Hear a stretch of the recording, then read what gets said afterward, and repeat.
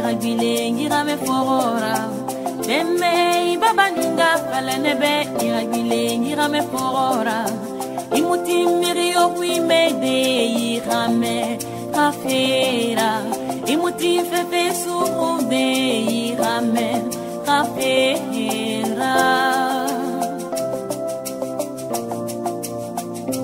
Inconditionnel de manège du savoir, bonjour et surtout bienvenue à votre émission préférée. L'émission préférée qui reçoit aujourd'hui Dr Guy Patrick Boum. Il est neurochirurgien et il nous dira ce qui fait son bonheur aujourd'hui comme médecin. Bonjour Dr Boum et bienvenue à la CRTV. Oui, bonjour. Comment vous allez? Je vais assez bien, merci beaucoup. Nous sommes très heureux de vous avoir sur notre plateau ce jour. Pourriez-vous vous présenter à nos téléspectateurs? Oui, je vous remercie énormément pour l'invitation sur votre plateau. Je m'appelle donc, comme vous venez de le dire, Boum Guy Patrice. Je suis formé en neurochirurgie. Je suis aussi neurotraumatologue et médecin urgentiste. J'ai suivi toute ma formation en République fédérale d'Allemagne. Qu'est-ce qui vous fait aller en Allemagne? Il faut dire que j'ai été boursier d'État en 1989. J'ai une bourse d'État qui m'a donc amené en Allemagne, où j'ai suivi tour à tour après le bref séjour dans un institut de langue. Je suis parti à Berlin pour l'université Humboldt, qui est considérée comme étant la plus grande faculté de médecine de toute l'Europe. J'ai fait toute ma formation dans cette université à Berlin, qui a été sanctionnée donc justement parmi les majors de ma promotion, et j'ai été retenu pour une spécialisation directement. Donc c'est à l'issue de cette première partie de spécialisation que j'ai été neurochirurgien auprès de l'un des plus éminents professeurs de neurochirurgie d'Allemagne, du nom de professeur Albert Friedrich. Et puis après, je me suis intéressé à tout ce qui concerne les accidents du cerveau et de la moelle épinière. C'est pour ça que j'ai fait un deuxième diplôme de neurotraumatologie dans une faculté de neurotraumatologie rattachée à l'université de Hanovre. Et pendant cette même formation, je me suis intéressé à la médecine d'urgence, notamment pour savoir comment doit se faire le transfert du malade de l'endroit de l'accident jusqu'à l'hôpital. Ainsi, je voulais maîtriser toute la chaîne de l'urgence. Je suis donc devenu médecin urgentiste aussi. Oui. Tout ça en un temps record. Comment vous êtes organisé, Dr Boum? Déjà, vous étiez hors de votre pays, vous étiez à l'étranger. Oui. Les vicissitudes également de l'étranger. Oui. Disons que l'entrée de jeu, notre introduction en Allemagne n'était pas facile. Nous sommes arrivés dans en début des années 90 avec la crise économique qui battait son plein ici au Cameroun. La bourse n'était pas régulière, donc on a dû énormément travailler d'arrache-pied, essayer de joindre à la fois l'université et aussi le travail en privé pour pouvoir payer les charges. Mais Dieu voulant, nous sommes arrivés au bout de la formation. Mais ce qui est maintenant, après la formation post-universitaire, c'est question d'organisation. Oui. Donc, moi, j'ai séjourné en tout et pour tout à peu près 25 ans en Allemagne. Et pendant ces 25 ans, je pense qu'être revenu avec 3 diplômes universitaires et je pense à peu près 9 certificats universitaires, c'est assez suffisant, c'est bon. C'est élogieux, hein? Félicitations, Merci, Dr Boum. Quel est le regard que les Allemands avaient sur vous? Bien, je pense que je ne pourrais pas parler à la place des Allemands, mais ils me témoignent jusqu'aujourd'hui de beaucoup d'affection au regard de ce que j'ai fait avec eux. Je prendrai pour exemple purement et simplement que celui qui m'a formé donc, pendant ce grand nombre d'années, je suis resté sous ses aisselles pendant à peu près 13 ans, le professeur Albert a quitté l'Allemagne pour venir m'installer ici le jour où je suis rentré au Cameroun. J'ai eu à plusieurs reprises la visite de l'ambassadeur d'Allemagne.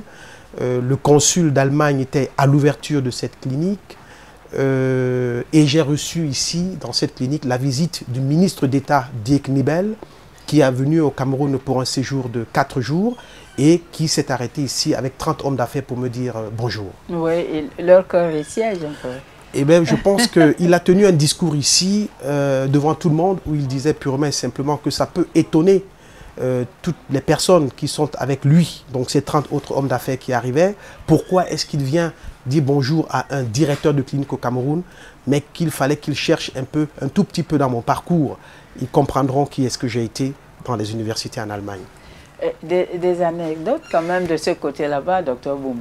C'était en 90, hein? Oui, ouais, à la fin des années 90, il faut dire que, vous savez, quand nous, on arrive en Allemagne, c'est la chute du mur de Berlin. Il y a une partie de l'Allemagne qui a très souvent eu peu de rapport avec l'étranger, notamment les pays africains. Et l'université Humboldt est placée au centre de l'Europe, dans le centre de Berlin. Et malheureusement, pour une bonne partie de cette population de Berlin, ils n'avaient pas souvent contact avec des médecins étrangers. Donc voilà que je suis déjà surtout noir. Ouais, surtout noir, mais voilà, je suis déjà médecin. J'exerce déjà comme assistant à l'université et je fais donc mes consultations. Arrive un monsieur d'un certain âge, près de 60 ans, en consultation et il est orienté par les infirmières à mon bureau. Il vient, il cogne à la porte, il ouvre la porte et je demande d'entrer. Il s'excuse, Entschuldigung, il referme la porte et va s'asseoir. Une quinzaine de minutes plus tard, il est revu par les mêmes infirmières qui lui demandent donc, mais est-ce que vous avez rencontré le médecin?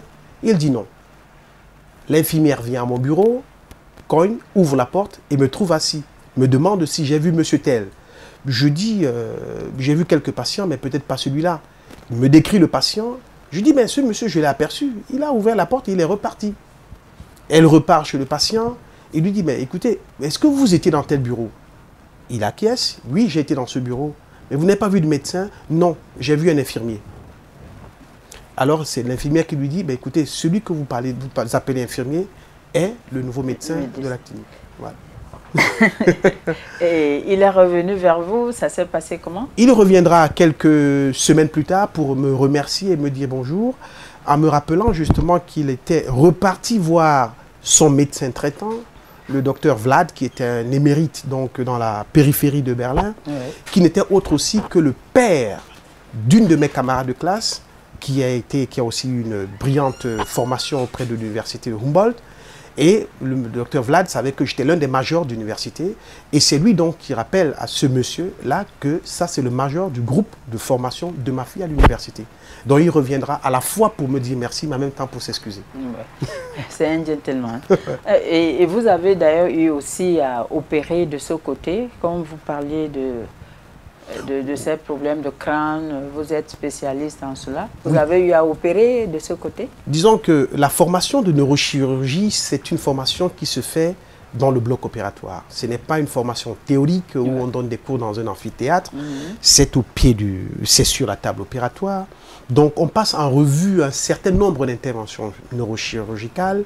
Ça part des Basic of Surgery, donc Basic of Neurosurgery, donc de tout ce qui concerne le rachis, commençant par le rachis lombaire, montant au rachis cervical, jusqu'à toutes les interventions du cerveau. Donc, on doit présenter, lorsqu'on va faire le diplôme de neurochirurgie en Allemagne, au moins déjà 50 interventions du cerveau. Donc, avec des degrés de complexité différentes.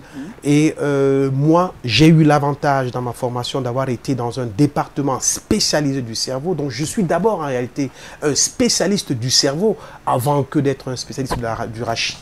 Donc, j'ai fait, je pense, toutes sortes d'interventions chirurgicales du cerveau. Et là aussi, justement, vous savez, on vit aussi bien de choses. Hein. Une petite anecdote en passant.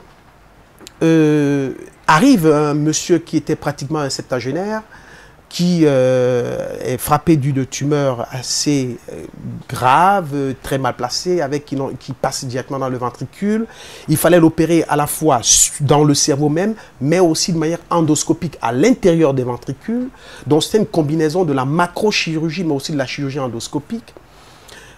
Par rapport aussi à d'autres pathologies rénales et puis diabétiques et hypertendues chroniques qu'il était, on avait un pronostic qui était quand même assez réservé. Donc, mes pairs, mes collègues étaient assez réservés pour cette intervention chirurgicale. Je me suis porté candidat à l'opérer. Oui. Bien, alors, j'ai été assisté merveilleusement par un collègue, Radmer, dont je me souviens à l'instant, pour une intervention chirurgicale qui s'étirait sur plus de 7 heures. Oui. Bien, alors ce monsieur est sorti du bloc opératoire, Dieu merci, sans aucune séquelle neurologique. Il marchait, il parlait convenablement et nous avions enlevé à peu près les 3/4 de sa tumeur, ce qui donnait une chance de suivi d'au moins 5 ans. Oui. Alors, tout le temps, à la clinique, il venait à l'hôpital, il venait avec son petit-fils, pardon, qui venait tout le temps lui rendre visite et on avait sympathisé. Voilà que des semaines plus tard, voire des mois plus tard, alors que je vais prendre un bus en ville, j'aperçois donc ce monsieur avec son petit-fils à l'attente de l'arrêt.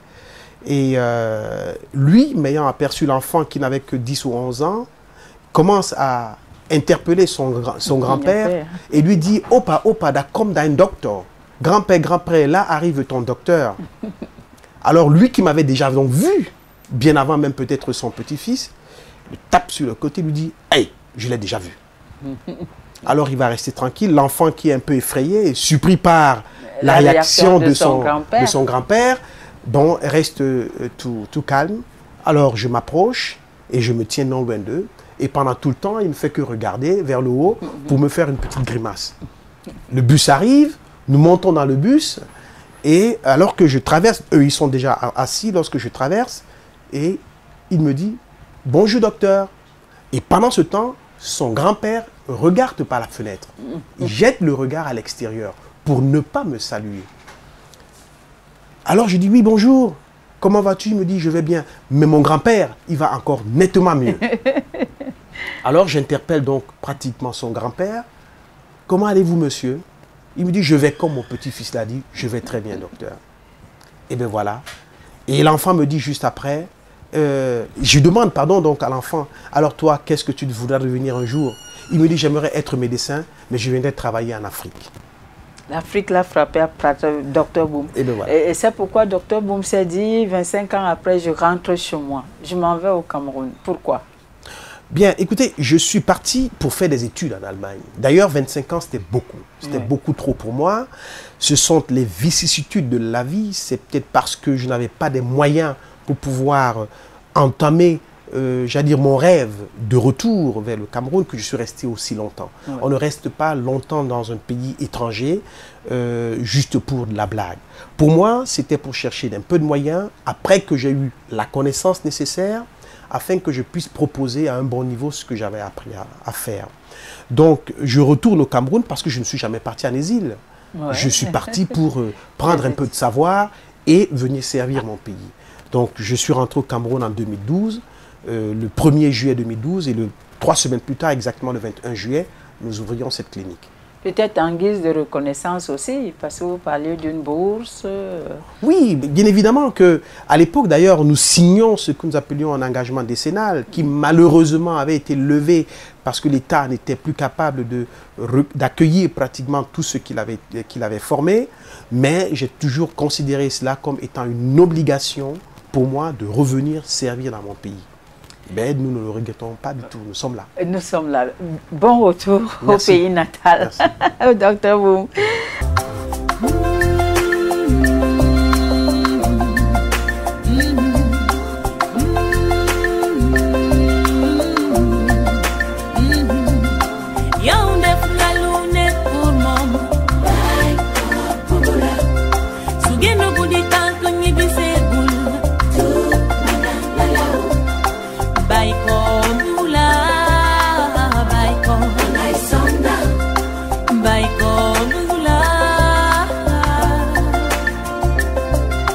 Vous proposez aux Camerounais, Dr Boom, de votre retour de l'Allemagne? Oui. Qu'est-ce que vous nous proposez aujourd'hui? Ben, je pense que mon installation ici, avec tous mes employés, et d'ailleurs, je rappelle à toute fin utile que mon épouse est médecin aussi dans la clinique Dr Boom qui est ici à Douala. Donc, permettez-nous de dire bonjour à Dr Mélanie Bell. Voilà, Boom, pardon. Voilà, exactement. Mélanie Boom. Voilà, qui est là. Et nous avons une seule idée, c'est de donner courage à tous ceux qui ont des pathologies du cerveau, de leur redonner espoir qu'ils peuvent être opérés sur place et que ce n'est jamais perdu d'avance. Tous ceux qui ont des douleurs au niveau du dos, des douleurs au niveau du cou, des douleurs qui descendent dans les bras, des douleurs qui vont dans les jambes, ils ne sont plus capables de marcher. Ils ont des crampes, ils ont des fourmillements. Des gens qui ont des tumeurs de la moelle épinière. Tout ça se fait dorénavant sur place. On n'a pas besoin à tout prix de s'expatrier pour faire ces interventions chirurgicales. Le plateau technique que j'ai ramené au Cameroun, après comparaison des interventions chirurgicales que je continue de faire à l'étranger, je couvre sur place 82% de ce que je suis capable de faire à l'étranger. Donc, c'est beaucoup. Depuis que je suis rentré au Cameroun, j'ai amené en Allemagne 3 types de patients. Les patients avec des anévrismes cérébraux, parce que mon plateau n'est pas encore capable de le prendre en charge, ça demande pas mal d'argent pour pouvoir avoir tous les clips. Hein. Il s'agit plutôt de ces composantes dont on a besoin pour fermer un anévrisme dans le cerveau. Et il faut en avoir plusieurs types pour pouvoir opérer convenablement et éviter un infarctus post-opératoire aux patients. J'ai amené des patients souffrant d'une tumeur de l'hypophyse parce que je l'opère par voie transnasale, donc je passe par le nez, par endoscopie, et enlever la tumeur sans ouvrir pratiquement tout le crâne et avec tout ce que ça comporte comme syndrome frontal post-opératoire. Et troisièmement, des patients avec ce qu'on appelle un orinome acoustique, donc avec une chirurgie de type Janetta par l'arrière de l'oreille. Et ça, ce sont des interventions lourdes du cerveau qui demandent une microchirurgie, mais surtout des instruments encore plus pointueux que ceux que nous pouvons avoir. Donc ça correspond à peu près à 18% d'interventions neurochirurgicales que je ne suis pas capable de proposer ici, mais le reste, je le fais ici et les résultats parlent d'eux-mêmes. Ouais. Et la réponse du public? Je pense que le public, on aura peut-être un jour l'occasion d'interroger ceux qui ont été opérés ici chez nous. Nous avons tout type de pathologies que nous avons prises en charge ici. Je pourrais citer comme ça au tout venant des patients qui ont été traumatisés, accidentés avec trauma du rachis cervical. Ils se sont fracturés le cou. Ils sont arrivés chez nous tétraplégiques, donc les bras ne bougeaient plus. Les jambes ne bougeaient plus, ils n'arrivaient plus à faire les selles, ils n'arrivaient plus à contenir les urines de manière convenable, donc ils ne marchaient plus, couchés, alités. Ces patients ont été opérés ici chez nous, ils marchent. Nous n'en avons pas un seul, pas deux. Je pense qu'en 2 ans, nous avons 5 prototypes, tous les 5 sont vivants et tous les 5 marchent. Voilà, ça c'est pratiquement, je dis, des choses que l'on n'arrive pas encore à guérir ici parce que le plateau technique dans certaines institutions n'est pas suffisant, mais nous avons le nécessaire pour prendre en charge ce genre de patients. Nous prenons en charge ici des tumeurs, des grosses tumeurs du cerveau. Mes employés vous le témoigneront et même peut-être les patients opérés vous le diront. Nous avons pris en charge ici des patients pendant 11 heures, d'autres pendant 13 heures avec de très bons anesthésistes qui sont sur place, qui nous ont accompagnés dans cette aventure. Les patients sont sortis indemnes, sans aucune lésion neurologique. Et ils sont vivants encore aujourd'hui. J'aimerais justement qu'on ait l'occasion de les interroger. Nous avons des patients qui ont des accidents vasculaires cérébraux, ce qu'on appelle en abrégé AVC, qui très souvent sont laissés dans des hôpitaux. Just wait and see. On attend et on verra s'il va vivre ou ne pas vivre. Mais ce n'est pas ça la question. La question, c'est de voir qu'on puisse redonner aux patients la capacité de pouvoir prendre son autonomie. Et si cela doit passer par une intervention chirurgicale, il faut la faire à temps. Nous avons opéré des patients, ici chez nous, de ces accidents vasculaires cérébraux par une craniotomie décompressive où on enlève le crâne, nous le gardons dans le corps humain, le patient se repose de cet accident, ce coup-circuit qu'il a dans le cerveau, puis plus tard, nous retransposons le crâne et le replaçons dans le cerveau, nous replaçons la calotte que nous reposons sur le crâne et le patient retrouve son beau visage, son beau crâne, peut se promener en toute autonomie et je pense que ce soit fantastique, à la fois pour le patient et pour la famille. Bravo, Dr Boum.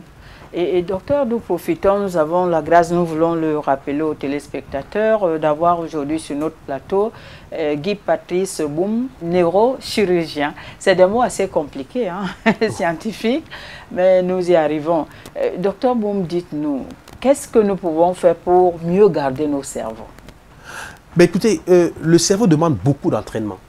D'abord, là, je pense que vous parlez là d'une fonction à la fois de mémoire pour le cerveau. Ça demande un très long entraînement. C'est pour ça que nous commençons à partir à l'école très tôt pour apprendre à exciter les différents centres à l'intérieur du cerveau, n'est-ce pas? Et les développer au point que nous soyons des hommes intelligents, capables à la fois de comprendre ce qui est abstrait et de reproduire aussi des choses inattendues pour l'environnement. Bien, et maintenant, comment est-ce que l'on peut aussi se protéger par l'alimentation? Et ça, c'est très important de ne pas se nourrir au tout venant et ne pas faire de la gourmandise parce qu'il y a beaucoup de choses qui sont neurotoxiques.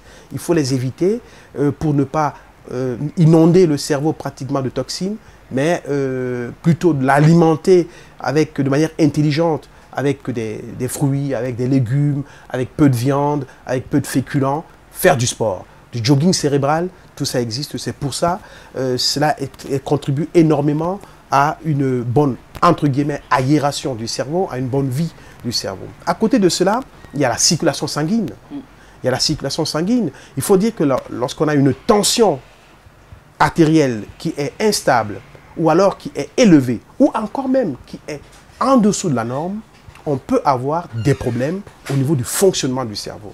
Donc, toute personne doit pouvoir contrôler sa tension artérielle, savoir que les vaisseaux sanguins sont en bon état, que la perfusion vers le cerveau sera toujours bonne. Ainsi, la personne pourra garder ses facultés intellectuelles le plus longtemps possible. Des vœux, Dr Boum, c'est vrai, vous avez commencé, vous êtes là pour, si Dieu le veut, longtemps, mais vous avez besoin des personnes qui puissent permettre en sorte que cette œuvre puisse grandir. Oui, absolument. Là, vous touchez pratiquement le nerf du sujet, parce que il faut dire qu'on rentre avec beaucoup d'engouement dans ce pays, le Cameroun, qui est un très beau pays, qui est notre pays à nous tous. Mais je dois le dire avec regret que l'accueil n'est pas toujours facile. Il y a beaucoup de gens, ceux-là qui ont besoin des spécialistes qui ont été formés ici et là, en France, en Belgique, en Allemagne, aux États-Unis et partout ailleurs. Il y a des gens qui ont besoin de leur expertise. Ils souhaitent leur retour. Mais est-ce que les autres qui sont installés avant eux souhaitent aussi le retour de ceux qui ne sont pas encore là? Ça, c'est la bonne question. Alors, très souvent, on est accueilli avec beaucoup d'adversité.